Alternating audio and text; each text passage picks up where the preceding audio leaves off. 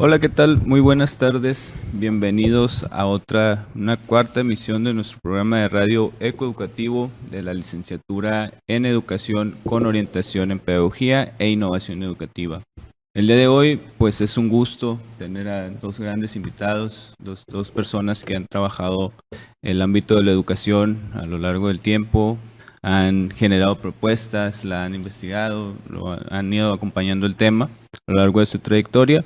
Y pues tengo a bien a presentar el día de hoy al doctor Víctor Hugo Rentería Pedraza, el cual es licenciado en Ciencias Sociales por la Universidad Autónoma del Estado de Morelos, maestro en Ciencias Sociales por la Universidad Autónoma de Baja California, maestro en Estudios de Migración Internacional por el Colegio de la Frontera Norte y doctor en Estudios del Desarrollo Global por la Universidad Autónoma de Baja California. Es autor y coautor de diversos capítulos de libros y artículos en revistas científicas relacionados con el desarrollo social, económico y migración. Ha realizado estancias de investigación en las universidades 3 de Febrero y del General Sarmiento en Argentina, la Universidad de la Empresa en Uruguay, la Universidad Católica de Chile y el Instituto de Economía, Geografía y Demografía del Consejo Superior de Investigaciones Científicas de España, con sede en Madrid, y actualmente es rector de la Universidad Internacional de La Paz. Un gusto, doctor, que nos pueda acompañar. Gracias por la invitación, Jesús. Un gusto, maestro José. Y también nos acompaña el maestro José Jesús Flores Castro, que actualmente se desempeña como docente en la Universidad Autónoma del Estado de Baja California Sur, impartiendo cátedra en materias afines al proceso de enseñanza-aprendizaje con enfoque en neurociencias. Ha desarrollado su actividad profesional también en CONAFE en diversos periodos y ha trabajado en el diseño e implementación de políticas educativas en el ámbito de la educación básica comunitaria con énfasis en la atención a la primera infancia. Además, ha trabajado en la Secretaría de Educación Estatal, siendo fundador y coordinador de telebachilleratos en el estado de Baja California Sur, teniendo una formación de licenciatura en Sociología, maestría en Educación, además de haber participado en diplomados en Neuroeducación y diversos cursos en Neurociencias. Un gusto, maestros, doctores. Igualmente, muchas gracias. Es un tema muy relevante el que abordamos el día de hoy, que es el análisis de políticas gubernamentales que impactan en la educación. Sería bueno pues tener esta introducción, qué son las políticas gubernamentales, en qué consisten, de qué van, y de ahí pues poder abordar diversos puntos que nos lleven a una mejor análisis y comprensión para el público. Sabemos que estas políticas pues son elementales en este tiempo en la educación, que son necesarias pues abordarlas, también reflexionarlas. Y sí me gustaría iniciar pues esta parte desde su perspectiva de qué va la política gubernamental. No sé, doctor, si usted guste iniciar. Sí, claro que sí. Muchas gracias por la invitación. Un gusto dialogar con ustedes. Bueno, yo creo que algo muy importante es, en principio, tener esta visión de que toda política gubernamental, al final de cuentas, es una política pública y como política pública tiene varias características, pero hay dos que yo quisiera destacar. La primera de ellas es de que al ser una política pública pues se convierte también en un asunto de interés público, ¿no? Me refiero a, pues, no sé, por ejemplo, los partidos políticos se les considera también parte de la cosa pública, de la red pública, por la razón de que están financiados con el dinero público. Así, las políticas educativas o políticas gubernamentales en el tema educativo es algo que también nos debe de interesar a todos, porque en principio pues ejercerá dinero del bien público.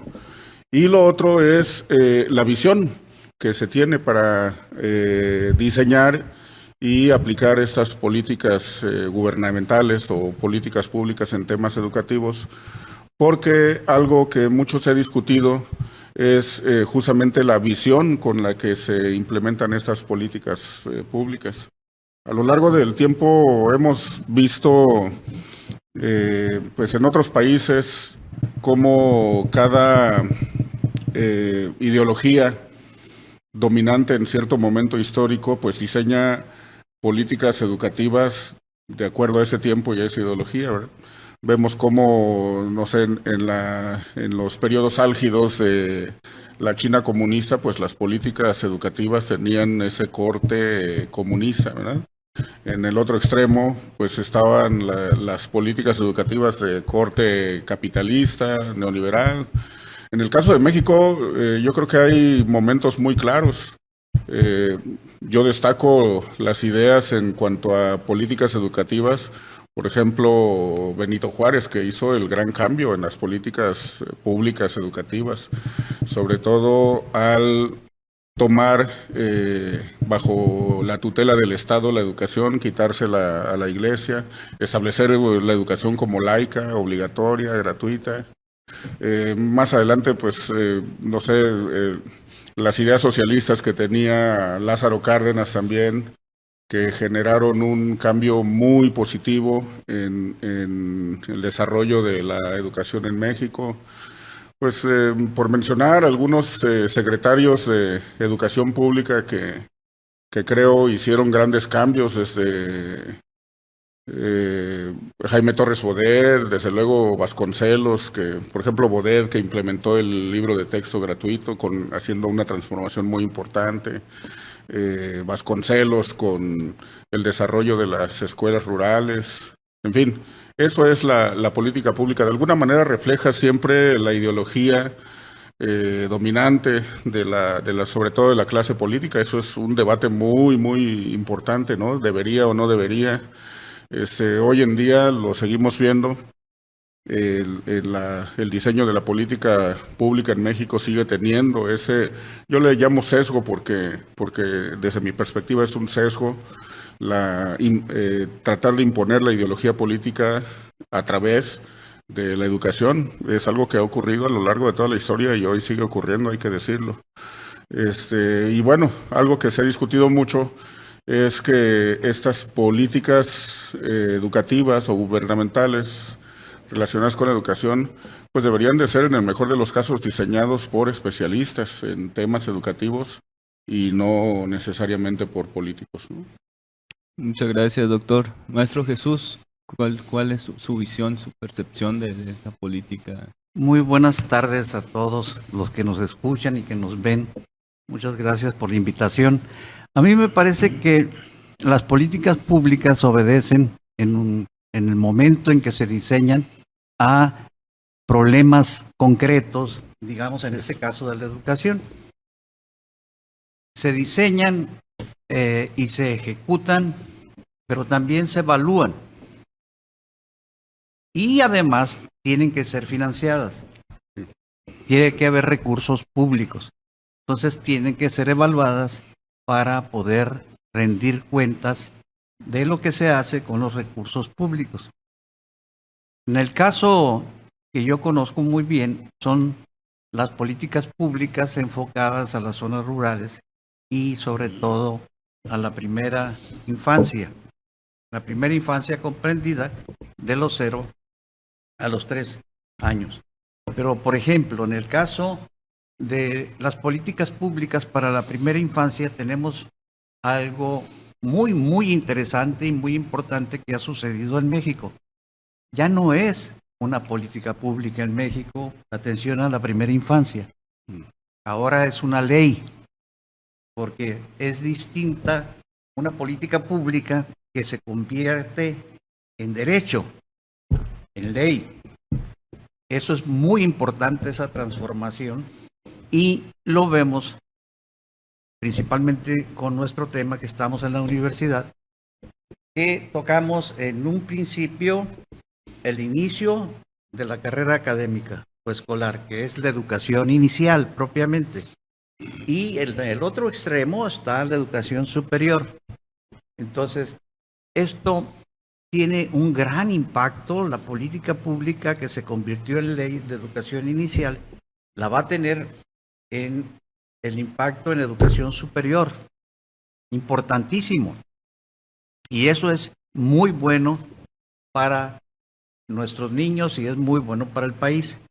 Ahora, lo que creo yo que hay que hacer es evaluarlos, mejorarlos y poner el financiamiento que se requiere para el funcionamiento de la educación inicial, concretamente, ¿no? Porque ya tenemos un modelo de financiamiento para la educación superior, pero el otro extremo que todavía está en ciernes, pero que hay importantísimos avances. Eso a mí me parece el ejemplo más concreto de lo que es una política pública que se convierte en un derecho constitucional, que es la educación inicial. Sí, muchas gracias, maestro. Muchas gracias, doctor. Pues vivimos en una sociedad cambiante. Eso no hay que perderlo de vista. Las necesidades se solucionan, no aparecen más. Es un constante cambio, un constante análisis que como sociedad no podemos quedarnos fuera, pues, de lo que el gobierno busque implementar, busque abordar, porque al final de cuentas el Estado pues es solventado de nuestros mismos impuestos, pues, o sea, no podemos eh, también entrar en una actitud de que no pasa nada, siendo ciudadanos responsables, activos, e incluso en los rubros académicos en los cuales nos desempeñamos, pues, porque al final de cuentas nosotros también debemos de trabajar con nuestros alumnos para que sean políticamente activos. O sea, no podemos llegar al punto de nosotros transmitirles nuestra ideología política, porque no sería algo ético, pero sí decirles, ok, genérate un pensamiento crítico, una postura en la cual tú decidas qué personas son las que quieres que lleguen a dirigir, como bien mencionaba el doctor, pues a trabajar estas políticas. Y otra cosa que me pareció muy interesante es esta parte de que estas políticas deberían de ser elaboradas por especialistas. No tanto por un sentido político de cierta trayectoria, cierto acompañamiento, sino por personas que conocen el tema. Hay varios asuntos que hay que abordar. Bien menciona el maestro Jesús, esta transición que tuvo la educación inicial de ser una política pública ahora convertirse en una ley y un derecho que debe de atenderse. Y dentro de este derecho, pues se van a seguir generando propuestas para que la problemática o esta parte de mejora pueda abordarse de una manera más correcta. Y vamos, estamos en un contexto donde la innovación educativa también es un tema que está desarrollándose, porque en el mismo concepto, pues innovar o es mejorar lo que tenemos o es proponer cosas nuevas. Pero si estamos proponiendo cosas nuevas en periodos muy cortos de tiempo, pues su obsolescencia va a ser presentada de manera muy rápida y existe la problemática, valga la redundancia, que de una solución derivemos a un problema. Y son varios puntos que son necesarios atender en este sentido, por ejemplo, de los financiamientos. O sea, cómo llega el recurso a las instituciones o cómo las instituciones se solventan. Aquí este programa me parece un tanto interesante y un tanto, pues que le puede abonar mucho a la plática. Por ejemplo, doctor, que usted es rector de una institución que probablemente trabaje en su autofinanciamiento, desconozco, y el maestro Jesús que se ha desempeñado actualmente como docente en una universidad pública. Pues, o sea, ¿cómo es esta parte de interpretar las políticas a veces que se implementan tanto en lo privado como en lo público? O sea, ¿cómo abordamos esta parte presupuestal? Sí, si me permites, Jesús, es como lo mencionas tú, es un tema súper interesante y muy complejo. Yo quisiera retomar, antes de hablar del financiamiento,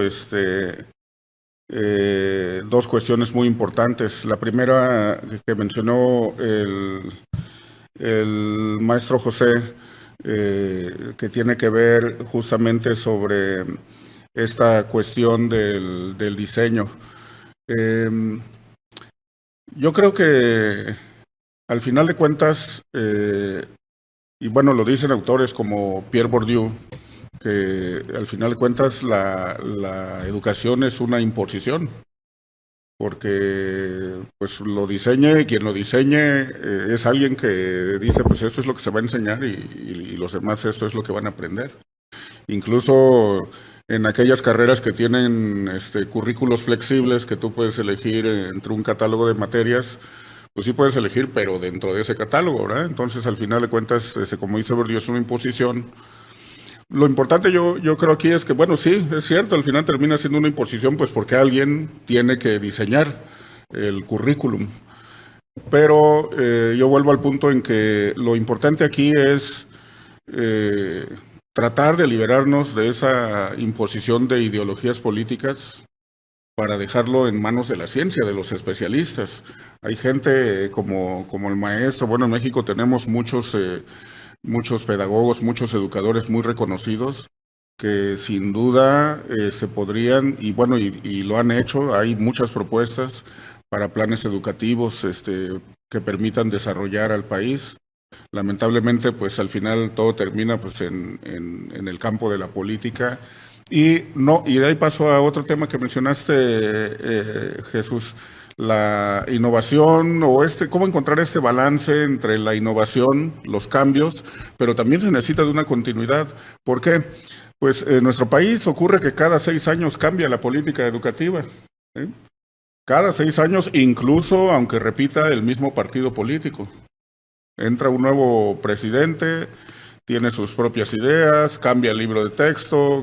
No hay una continuidad, o hay una continuidad que se rompe cada 6 años. Hay que recordar, es una ecuación que yo digo es una ecuación muy simple, pero a pesar de su simpleza no nos la aprendemos o no la aplicamos.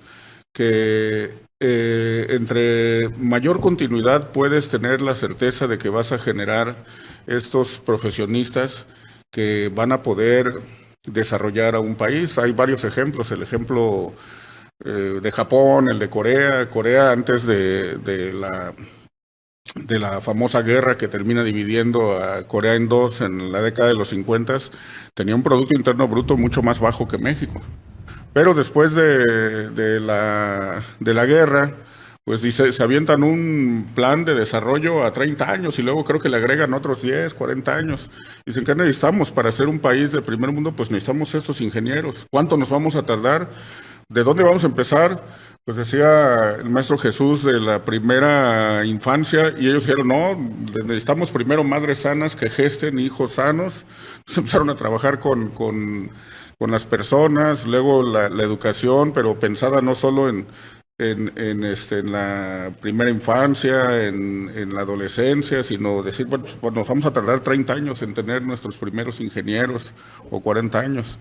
Y efectivamente, comentaba yo que pues el Producto Interno Bruto de Corea del Sur era menor que el de México en la década de los 50 y ahorita los coreanos ya nos rebasaron, pero por mucho, y no solo nosotros. Efectivamente, tuvieron todos los profesionistas que necesitaban en todas las áreas, de modo que su teléfono Samsung rebasó y desplazó a los Nokia, a los BlackBerry, a todos los demás. Ahí está su carro, el Kia, en fin, están cosechando lo que sembraron en un plan a largo plazo. Nosotros, lamentablemente, nos debatimos así cada 6 años, un nuevo plan, planes incompletos, nuevas ideologías, ¿no? Entonces, sí hay que buscar ese balance, continuidad e innovación, porque como lo mencionabas tú, yo digo, a manera de metáfora, que antes el mundo rodaba como a 5 kilómetros por hora y ahora va como a 200, o sea, los cambios son rapidísimos. Apenas estás aprendiendo algo de la tecnología y resulta que ya es obsoleto porque ya salió la versión 5 punto no sé cuántos. Entonces, hay que buscar justamente ese balance, estar siempre a la vanguardia, pero también tener un plan a largo plazo para no estar justamente rompiendo lo que pudiese en algún momento generar estos profesionistas en todas las áreas de la ciencia que necesita un país para desarrollarse. Sí, es muy importante esta parte porque al final de cuentas, pues, ¿cuál es el punto de partida para mejorar la educación? O sea, ¿de dónde partimos? Bien hace el énfasis usted, bueno, tener madres sanas o tener pues que puedan gestar de una manera adecuada, y eso también influye en qué entorno se está desarrollando la población. Exacto. Maestro, ¿alguna opinión? Primeramente esto de las madres sanas, efectivamente, pues es que la educación inicial no solamente abarca a los niños, más bien tiene que ser un trabajo realizado con los padres de familia. Hay muchos países como los Noruega, Inglaterra incluso, donde antes de casarse la pareja hace su manifiesto de que se lo va a hacer y entonces el Estado les pone el domicilio y los cursos de educación inicial que tienen que tomar. Es una pedagogía prenatal. Existen ya las bases científicas para tener una pedagogía prenatal y postnatal, que es la educación inicial, porque efectivamente el ambiente influye desde la concepción del ser humano y se acentúa más cuando ya nace el ser humano, ¿no? Entonces, sí, la educación inicial hay que verla de manera integral, prenatal y postnatal, o sea, para tener el ciclo completo. Y a mí me parece, por ejemplo, la universidad sintió, vio, analizó la necesidad de tener una licenciatura en educación inicial y la construyó. Me parece a mí que esa es una política de la universidad pública que da los frutos en una licenciatura tan importante para el futuro del país, para la educación, porque lo que viene para educación inicial es muy importante. Pero con respecto a los cambios, a la velocidad del cambio, Alvin Toffler tiene un libro que se llama La velocidad del cambio, que escribió hace 35 años y hoy nos alcanzó. Es el autor de La tercera ola también, acerca de la tecnología y de esa velocidad tan vertiginosa de los cambios que tenemos. Pero aún así, persisten cosas sólidas, cosas elementales que tenemos nosotros que proponer y que conservar. Miren, les voy a poner un ejemplo muy concreto de una política pública que no existe, pero que debiera de existir, que tiene que ver con la construcción de una cultura del aprendizaje. Dicen muchos que estamos en una sociedad del conocimiento, y la verdad es que no. Necesitamos entrar a una sociedad del aprendizaje, porque el conocimiento se construye con el aprendizaje.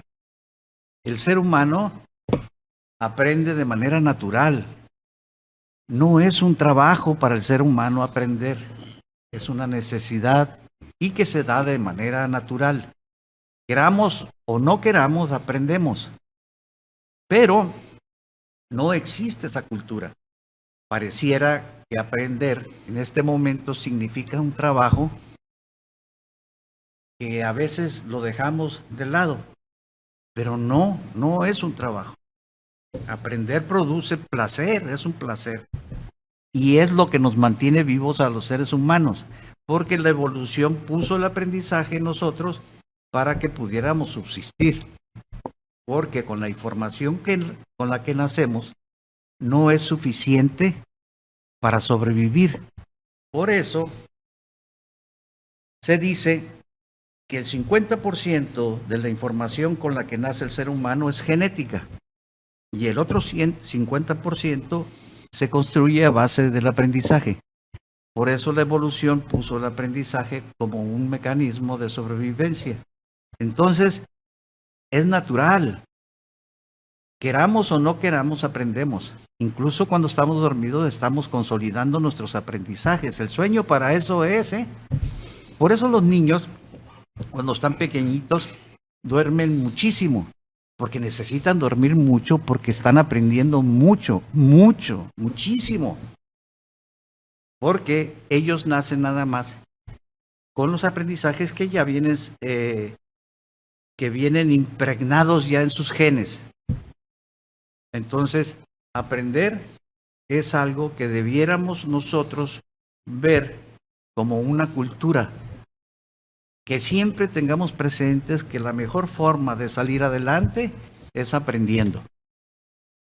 Bueno, ahí se presenta el gran problema que ahorita vamos a platicar. Adelante. Sí, sí, me permite abonar a lo que comenta el maestro José. Aprender y la cuestión es aprender qué y cómo, ¿no? También. Porque digamos que está el aprendizaje formal, que lo tenemos en la escuela, que es lo que hoy debatimos. Esta, digamos que, transmisión metodológica del conocimiento, ¿no? El aprendizaje formal, pero también tenemos el aprendizaje informal, la reproducción social, justamente que mencionaba Bourdieu, ¿no? Dices, bueno, pues es cierto, yo sé de algo de matemáticas, de física, de química, pero pues también en la sociedad he aprendido algo de, pues no sé si de mecánica, bueno, las malas palabras que en la casa no se dicen, pero yo las aprendí en la calle. ¿De quién? Pues a lo mejor del chofer, del autobús o del señor que vendía paletas. En fin, es otro aprendizaje informal que también es importantísimo para el desarrollo de la vida, ¿no? El tema que nos ocupa es justamente en la cuestión formal en la escuela. Decía yo que al final de cuentas es una imposición porque alguien tiene que necesariamente diseñar pues la currícula con la que se va a regir un Estado, y eso tiene que ver también con las ideologías dominantes, pues también de los educadores pedagogos que con toda buena voluntad puedan realizar el diseño, pero al final de cuentas obedece a su forma de pensar. Decía, si mal no recuerdo, Thomas Hobbes, que lo que en el pueblo es costumbre, el Estado lo convierte en ley, pero hay costumbres de las que sin duda hay que deshacerse también, ¿no? Me refiero a en África, que todavía le mutilan los genitales a las chicas cuando inician su menstruación, o a mí también me parece que es una agresión al cuerpo otras religiones de países pues mucho más modernos, como por ejemplo la circuncisión. Al final de cuentas no le estás preguntando al niño y es una mutilación del cuerpo. Entonces creo que no toda costumbre debería de convertirse en ley, y eso lo traslado también a la educación. Hay que irnos a lo más racional. Yo he pensado que ciertamente todo el mundo tiene una forma de pensar, sus propios principios, valores, etcétera, etcétera, pero ¿cuál puede ser la guía para el diseño de políticas educativas?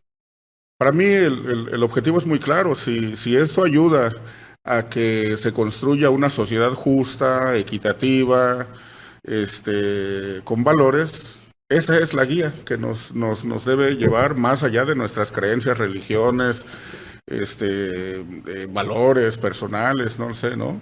Y entonces sí, podríamos decir, bueno, pues si es una buena costumbre, si ayuda, la hacemos ley, y si es una mala costumbre, no la erradicamos mejor, a través justamente de esta reproducción que una generación hace en otra y así sucesivamente. Esta generación no inventó ni el español, ni las matemáticas, ni la física, lo hemos venido heredando de otras generaciones, pero justamente de eso se trata, de ir puliendo todos estos vicios que también a lo largo del tiempo a través de la educación se han transmitido a otras generaciones y que nos corresponde ir puliendo para justamente generar a través de la educación estas sociedades que todos buscamos y que decimos pues independientemente del punto de vista de cualquiera, si es justa, si es equitativa, es una buena sociedad. Esa es la dirección, ¿no? Sí, es una parte muy interesante, volviendo a esta velocidad con lo que están cambiando, más con este boom de la tecnología. Yo tenía un apunte por ahí de una cita para mi tesis, que es: la tecnología está avanzando tan rápido que no nos da tiempo de legislarla. Sí. Y pasa ahorita mucho con la inteligencia artificial y los dilemas éticos que tenemos en las sociedades. La inteligencia artificial la tenemos a nivel global, pero también tenemos, en el caso de nuestro país, contextos socioculturales muy distintos. No es lo mismo vivir en el norte que en el sur. Y como usted bien menciona, o sea, ¿cómo podemos ahora sí que imponer o quitar lo que está mal o cómo definimos lo que está bien? En esta parte, pues es curioso cómo, pues sí, en algunas sociedades hay cosas que son totalmente despreciables y hay otras sociedades que hasta lo aplauden. Pero en realidad, si analizamos todo el contexto histórico, podemos ver que hay patrones que se han ido repitiendo a lo largo del tiempo, a lo largo del tiempo. Existe un tiempo en el cual se corrige el problema en cierta manera, pero se vuelve a retomar el vicio. Y está esta parte también de cómo llegó ese aprendizaje al individuo, o si vaya, este planteamiento de es el hombre bueno y es la sociedad la que la contamina, o sea, es verdaderamente así, o hay factores que hacen que el mismo entorno genere un individuo que ya está un tanto rezagado o está un tanto pues fuera de sintonía a lo que es correcto. Maestro. Sí, a mí me parece que estamos en el debate, pero también hay que ver algunas cosas que se van presentando todos los días. Por ejemplo, con la cuestión de la tecnología. Llega la pandemia, ya había desde hacía años atrás el esfuerzo por la cuestión de instaurar la tecnología, por ejemplo, en la educación, las famosas TICs, ¿no? Desde hace tiempo. Pero con la pandemia tuvimos que dar un salto enorme hacia adelante para poder, no solamente en la cuestión educativa, sino también en la vida cotidiana, porque ya no podíamos salir, ya no nos podíamos comunicar mucho de manera presencial, de cara a cara, sino que tuvimos que utilizar la tecnología para poder comunicarnos con otras personas, pero también con la educación. Y esto fue muy importante porque tuvo que ver no solamente con los estudiantes de educación superior, desde el preescolar estuvieron trabajando en línea. En educación inicial, nosotros trabajamos en educación inicial con los padres en línea y en primaria también, igual, ¿no? Entonces eso es muy importante y eso va a tener sus frutos ya muy pronto, cuando los niños empiecen en la primaria, esos niños que estuvieron en la pandemia trabajando con la tecnología, van a ser niños que van a empujar mucho más el cambio y están más diestros y más capacitados, son más hábiles para manejar la tecnología. Hay también algunas cuestiones que tenemos que ponderar en el uso de las tecnologías y la velocidad tan grande que existen. Miren, la inteligencia artificial no debemos de tenerles miedo. O sea, es un instrumento, es una herramienta para el aprendizaje. La tecnología lo es también. A mí en lo particular, que no soy de la generación digital, he aprendido lo elemental y me ayuda muchísimo para hacer cosas que hago de manera cotidiana.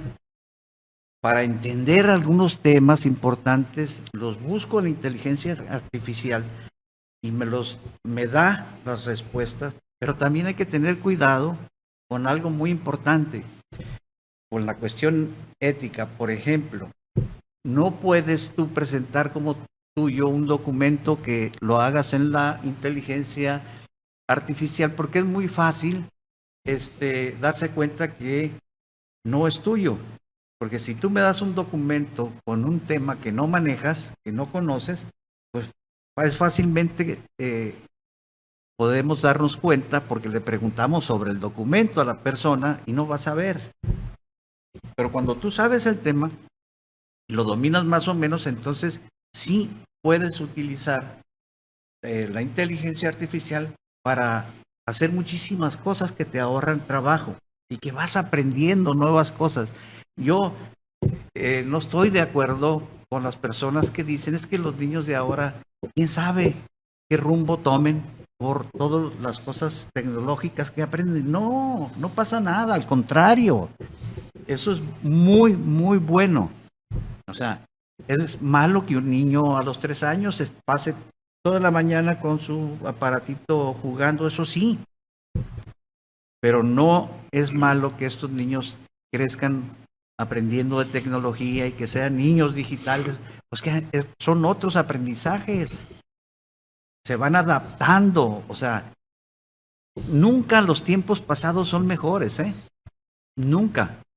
Para mí, todo el futuro, el presente y el futuro es lo mejor. Y en educación tenemos que estar muy pendientes porque tenemos que analizar siempre, siempre en constante análisis del currículum, del financiamiento, de todo eso, por los cambios tan rápidos que se dan y tenemos que estar siempre empujando los cambios.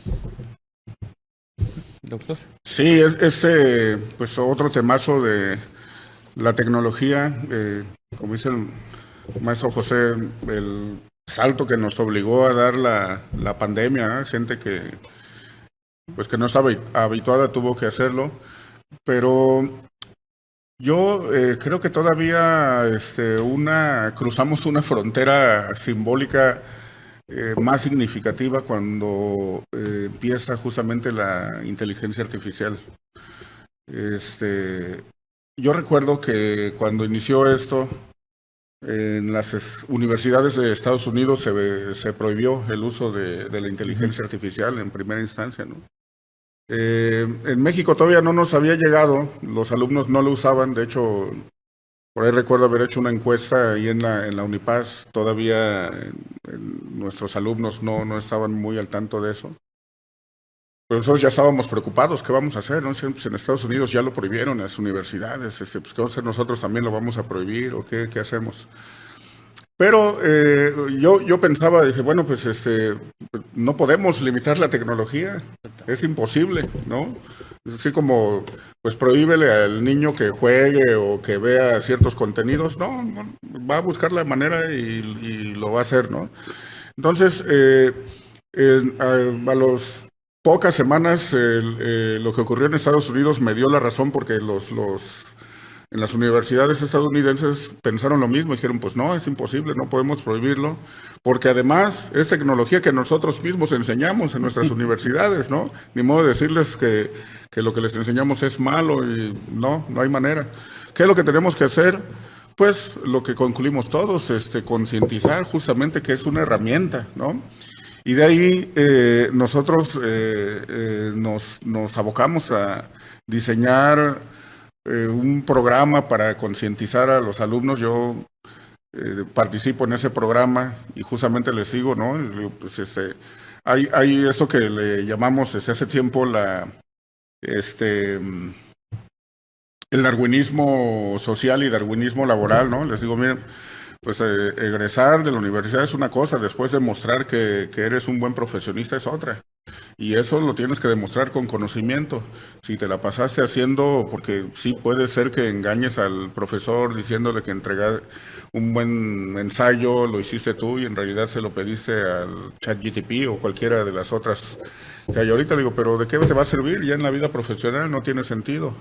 Y otra cosa que yo también entiendo y que no podemos ir en contra del desarrollo de la tecnología que nosotros mismos enseñamos, como dije, en nuestras universidades, pero otra vez regresar a la conciencia, que nuestros alumnos en todas nuestras universidades públicas y privadas en México, en el mundo, entiendan justamente eso, que nos estamos formando, ¿no?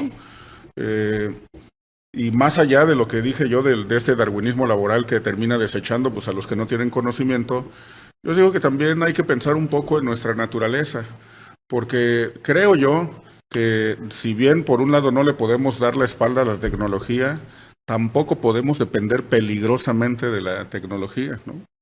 Yo les digo que para mí fue emblemático una ocasión que me encontraba en una ciudad muy transitada, de esas con mucho tráfico. Se fue la luz, se apagaron los semáforos Y aquello que funcionaba muy bien, pues, sin semáforos era un caos. Lo que me tardaba 15 minutos cruzar ahí me llevó como 3 horas. Después pasar al súper, pues no te podían vender nada porque traigo dinero y ahí dice que cuesta 20 pesos, sí, pero no se lo puedo cobrar y no abre la caja registradora sin luz. En fin, no podías comprar nada aunque llevaras dinero. Este, yo les digo, bueno, si también nos hacemos totalmente dependientes de la tecnología, ¿qué va a pasar si algún día no tenemos esa tecnología? Por eso también hay que buscar generar justamente ese conocimiento que utilice la tecnología como una herramienta, solamente eso, como una herramienta, ¿no? Al final de cuentas, lo importante es el conocimiento que se construye, el que formamos, ¿no? El que precisamente nos va a constituir como profesionistas, pero además no olvidar esta nuestra naturaleza, ¿no? Yo digo que pues cada vez somos más dependientes de la tecnología, pero al final de cuentas no somos otra cosa más que animales como el resto de los animales que cohabitan el planeta con nosotros. También nos vamos a enfermar, también nos vamos a morir, igual que los lobos marinos, los perros, los gatos que no utilizan un teléfono o una computadora, ¿no? No olvidar esa nuestra naturaleza también. Sí, de hecho, a mí en la parte académica, pues yo hice la maestría en tecnologías de la información y me centré en esta parte educativa. Eso pues me llevó a dar algunas materias de innovación educativa, tecnología en la educación, pero está esta parte y muy bien acierta usted en decir es una herramienta. El mismo concepto de tecnología es que es una herramienta y cómo hacemos para que no se vuelva una dependencia, porque literalmente estamos conectados. Sí. Estamos conectados siempre a nuestros dispositivos. Incluso yo para el programa tengo que tener aquí el banner para estarlo leyendo. Claro, se ha ido trabajando, pero si se me apaga la pantalla, pues yo me acuerdo que era lo que tenía dicho y tengo que leerlo una nochecita antes. Porque es esta parte también, cuando se trabaja la infraestructura, vamos, ahora voy a poner un ejemplo en el caso del proyector. Los proyectores llegan, hace que fue 15, 20 años, 10, más o menos. Entonces, es una herramienta que ayuda con el contenido audiovisual, pero en el caso de algunos profesores jóvenes que ya crecieron trabajando con el proyector en sus clases, queramos o no, ya se generó una dependencia. Y si el proyector no me está funcionando, pues no traigo el apunte porque todo lo digitalicé. O sea, está bien. Está esta parte donde pues se creció con esto, se formó con esto. En el otro caso de los docentes que ya tienen más tiempo, es también cómo solventan esta problemática. Yo tenía un profesor de matemáticas en la preparatoria y solamente llegaba con un plumón. Y con ese plumón le bastaba para hacerle la vida imposible a todos. Pero es esta parte, pues, o sea, cómo llegamos al punto, es más, retomando nuestro tema central, ¿cuáles van a ser las políticas públicas que aborden, por ejemplo, la inteligencia artificial en las escuelas? Porque es algo que va a estar ahí. Es como cuando aplicamos un examen y les decimos al libro abierto, sin problema. Y hay quien los reprueba. Porque es esta parte de evaluar el pensamiento crítico que se tiene y que no se pierda en el camino. Pues tenemos un menester de herramientas a disposición, pero no hay que perder ese objetivo de que, como bien dice, estamos formando.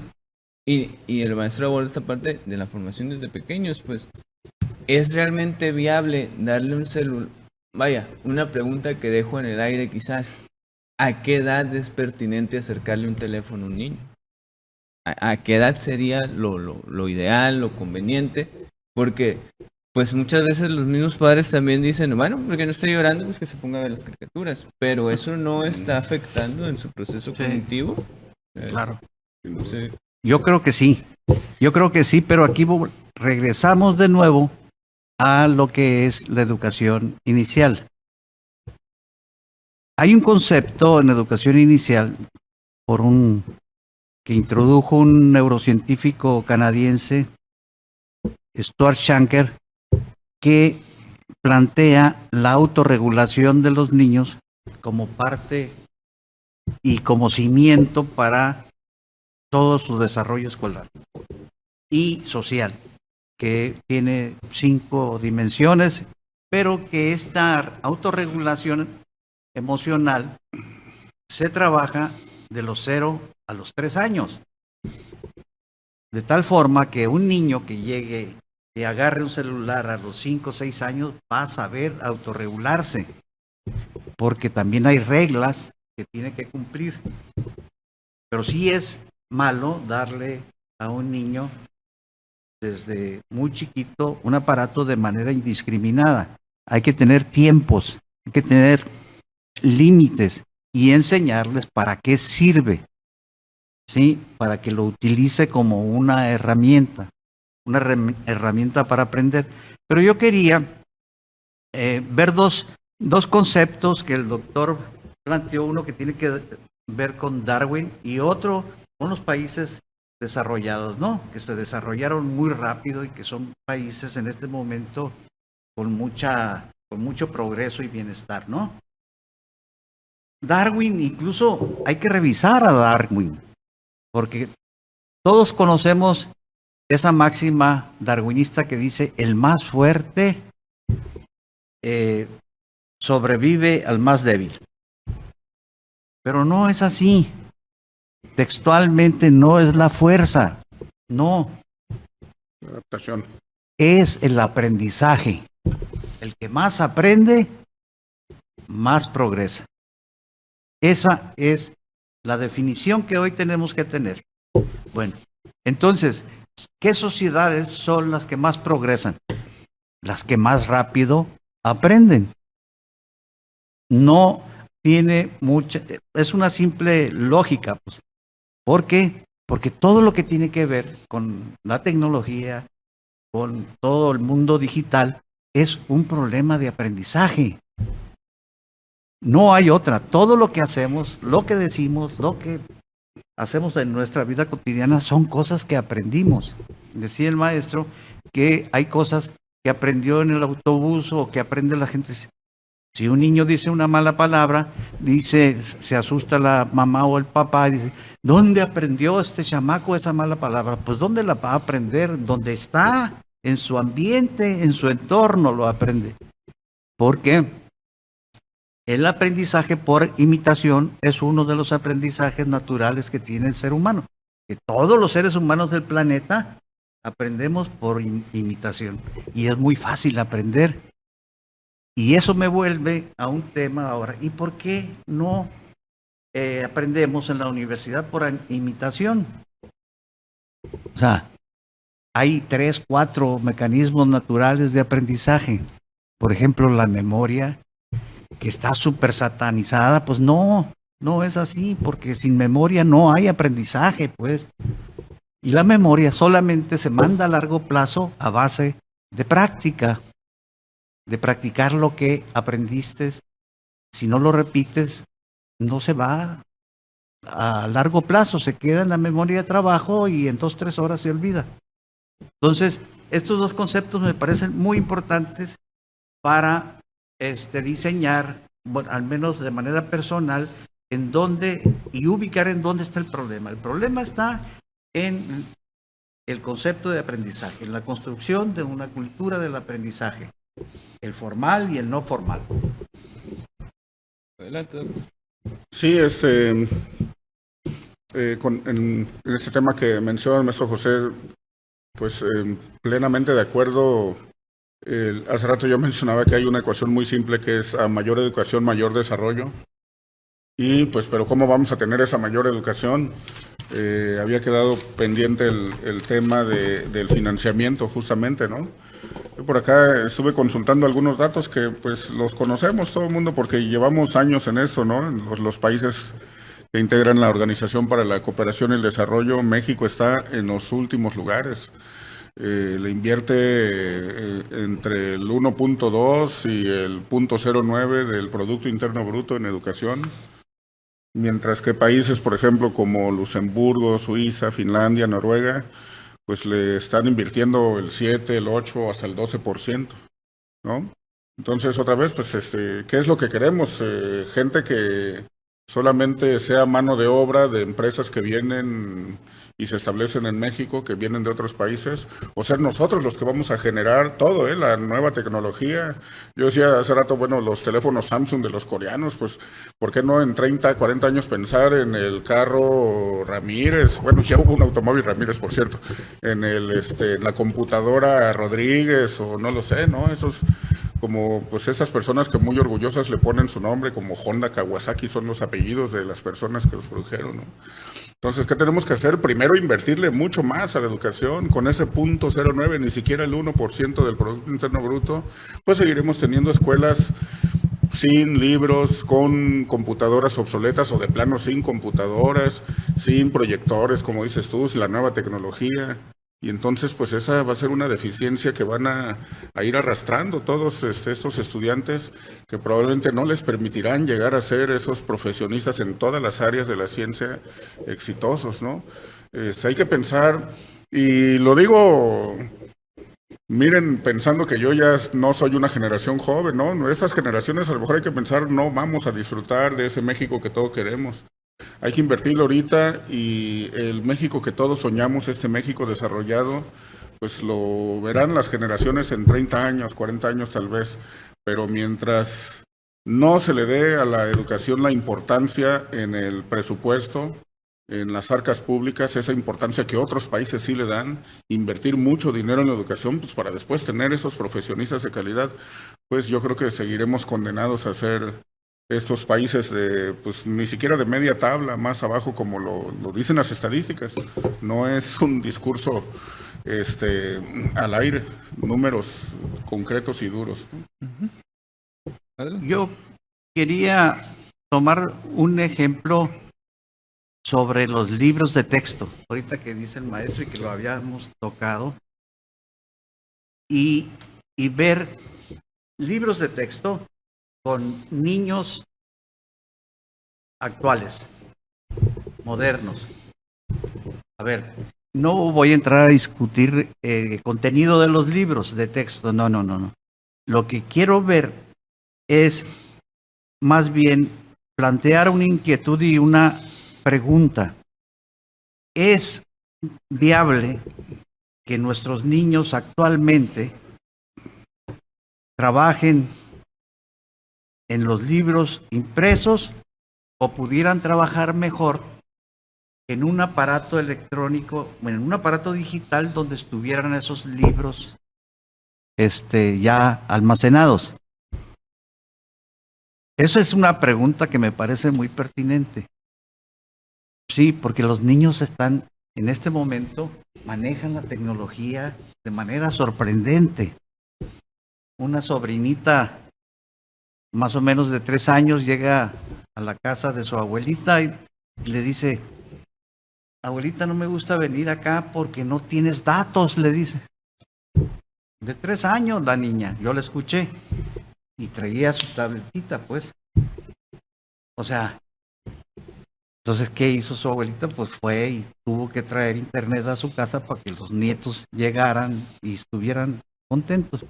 Está bien, entonces esta importancia de los libros de texto, ¿es bueno tenerlos impresos?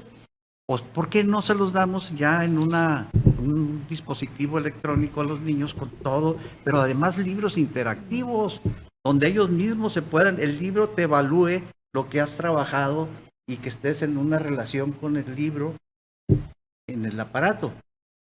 A mí me da curiosidad saberlo y me causa esa pregunta, pues. Sí, de hecho, pues ahorita por cuestiones de tiempo, pues vamos a tener que cerrar el programa, pero sí tenemos esta parte de que las políticas públicas, pues a cada solución podemos encontrarle un problema, cosas se corregirán, pero seguirá esta transición y esa búsqueda de nuevas propuestas.